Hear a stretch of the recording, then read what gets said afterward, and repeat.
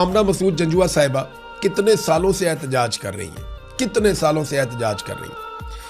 आज मसूद जंजुआ और फैसल फराज को जबरी तौर पे लापता हुए लगभग 21 साल हो गए।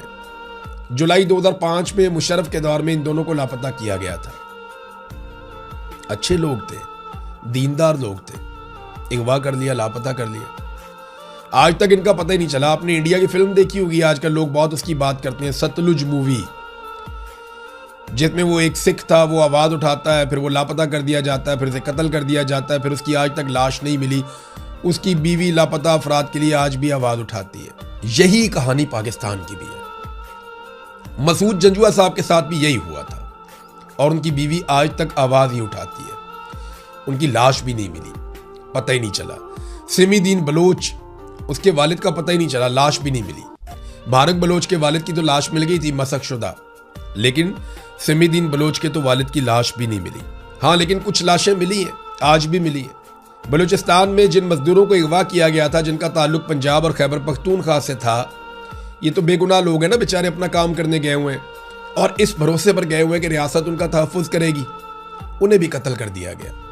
यानी जिन्हें लापता किया गया था, अगवा किया गया था 2 दिन पहले, 6 मजदूरों की लाशें मिल गई हैं। अब मेरा सवाल ये है कि फिर आप बाजियाब किसको करवाते हैं? कोई एक वाकया बताएं, कोई एक जगह बताएं जहां पे मगवियों को बाजियाब करवाने में पाकिस्तान की सिक्योरिटी फोर्सेस कामयाब हुई हो। इतनी कमांडो ट्रेनिंग, इतना सारा पैसा, इतने सारे हथियार, इतना सारा जदीद साजो सामान, ये सब कुछ लेकर देने का क्या फ़ायदा है जब कभी भी आप किसी को बाजियाब नहीं करवा सकते? साबिक वज़ीर आज़म यूसुफ रज़ा गिलानी का बेटा अगवा हो गया था और बाजियाब नहीं हो सका, वो किसी हादसे के नतीजे में छूट के निकल के आ गया था। तो ये बाजियाब तो उसको भी नहीं करवा सके थे। यहाँ पे बड़े बड़े लोग जो हैं वो अगवा हो जाते हैं, बाजियाब करवाना तो सवाल ही पैदा नहीं होता। ये पैसे पूसे दे के, डिमांड्स तस्लीम करके उनके बंदे छोड़ के अपने बंदों को लेकर आते हैं। तो प्रोफेशनल फोर्सेस कहाँ गई? कहाँ है प्रोफेशनलिज्म जिसमें बाजियाबियाँ करवाई जाती हैं, लोगों को निकलवाया जाता है, छुड़वाया जाता है? क्या ये सारा कुछ हम ड्रामों में ही देखते हैं, फिल्मों में ही देखते हैं? भाई प्रैक्टिकली जाएं, जाकर लोगों को बाजियाब करवाएं। ये मजदूर क्या किसी के बेटे, किसी के शौहर, किसी के माँ बाप नहीं थे? ये किसी के बाप नहीं थे?